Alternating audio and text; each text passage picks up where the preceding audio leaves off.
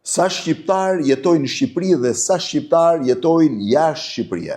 Është shumë e vështirë thuhet me shifra eksakte, ka pasur gjithmonë hamendësime, por çështja e uljes së numrit të popullatës po kthehet në një problem shumë të madh.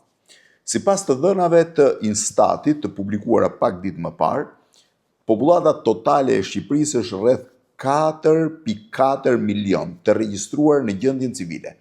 4.4 milion shqiptar, unë kam pasur idenë që ishin rreth 4.5, po 4.4 rezultojnë aktualisht. Nëse i referohesh të dhënave të censusit, që në gjykimin tim nuk është shumë realist sepse shifrat mund të jenë pak më ndryshe, por që unë po referohem tani vetëm të dhënave zyrtare, 2.2 milion nga këta 4.4 milion jetojnë aktualisht në Shqipëri. 2.2 milion të tjerë janë larguar që prej vitit 1990 dhe jetojnë jashtë Shqipërisë.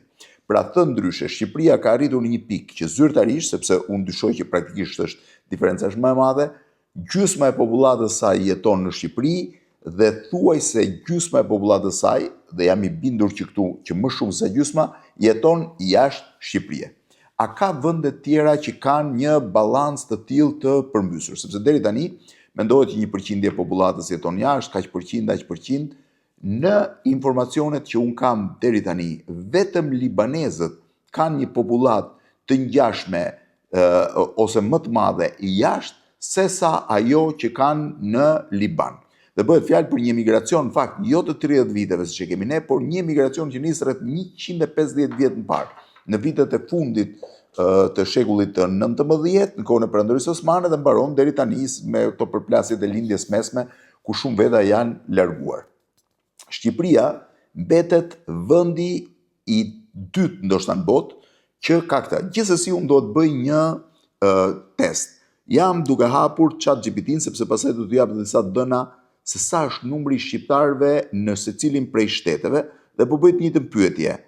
A ka vende që më shumë se gjysmën e popullatës e kanë që jeton jashtë kufive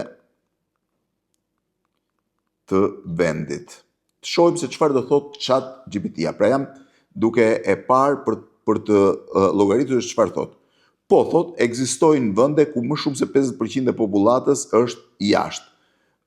Libani, thash që është Cape Verde, pa Kepi i Gjelbër, Sao Tome e Principe, Jamaica, Guajana.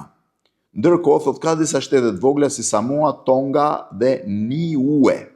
Pra deri tani thot që historikisht ka qenë dhe Malta, por kjo vjen nga shekulli 19 kur ata janë zhvendosur në Britani, Australi dhe në Kanada. Pra thënë ndryshe, Shqipëria sot është e barabartë me Libanin, i cili thash është historikisht, sepse fillon në 150 vjet të fundit, por nëse ne referohemi 30 viteve të fundit, se paka shumë ky është edhe censusi i vendeve afrikane, ne sot jemi të barabartë me Bregun e Gjelbër, me Sao Tome and Principe, me Jamaikën, me Guajanën. Pra thënë ndryshe, hym së bashku me këto 4 shtete amerikano-qendrore, hym në një klub që quhet Klubi i vendeve që kanë më shumë se sa gjysmën e popullatës jashtë.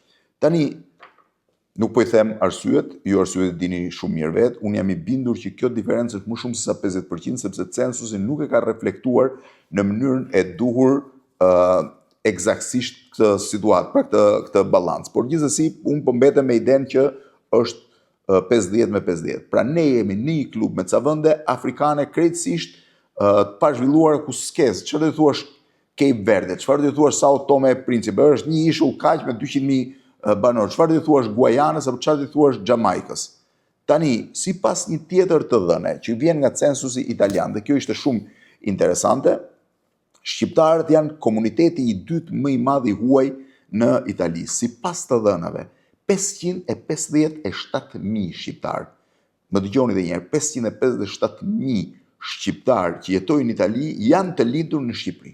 Kur ne themi 4.4 milion shqiptarë, këtu futen dhe shqiptarë të regjistruar në gjendjen civile, të cilët kanë lindur në Itali, kanë lindur në Gjermani, kanë lindur në Amerikë, kanë lindur në Greqi, kanë lindur në vende të tjera.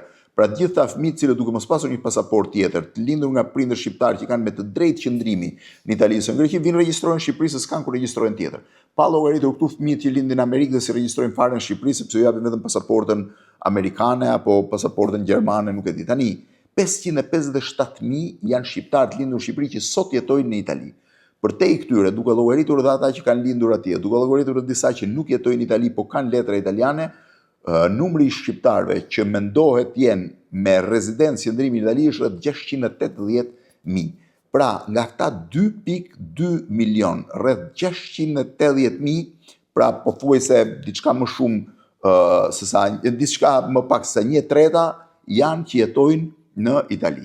2/3 e tjera jetojnë pastaj komuniteti i madh është në Greqi, dyti, në Britaninë e Madhe, në Shtetet e Bashkuara të Amerikës, në Gjermani, në Spanjë, në Kanada, një komunitet tjetër, dhe më pak në vende të tjera, mëse Austri, vendet nordike, këto futen Franca, Belgjika, kanë tjerë.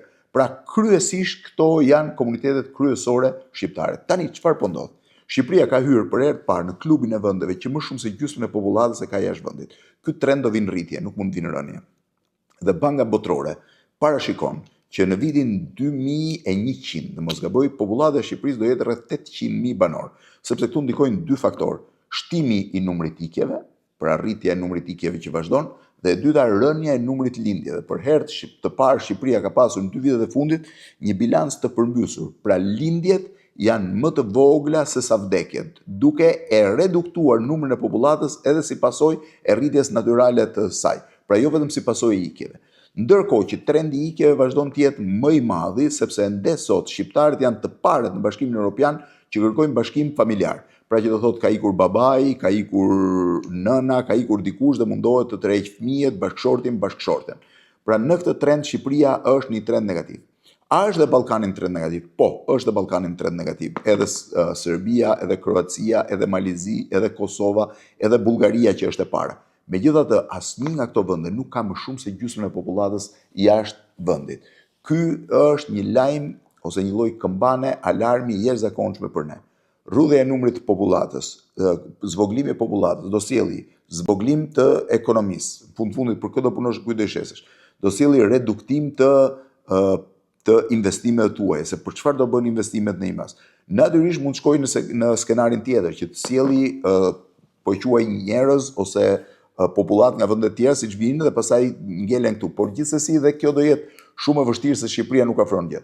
Pra thënë ndryshe, sot që po flasim bashkë me shifrat zyrtare të Instatit, ne jemi në klubin e vendeve që më shumë se gjysmën e popullatës e jashtë. Me Libanin, i cili ka historik sepse ka në 150 vjet dhe shumicën e kanë fillim të shekullit 20, me Sao Tome Principen, me Cape Verden, me Guajanën dhe me Jamaikën. Nuk e di, po praktikisht kjo është realisht një këmban alarmi për ne.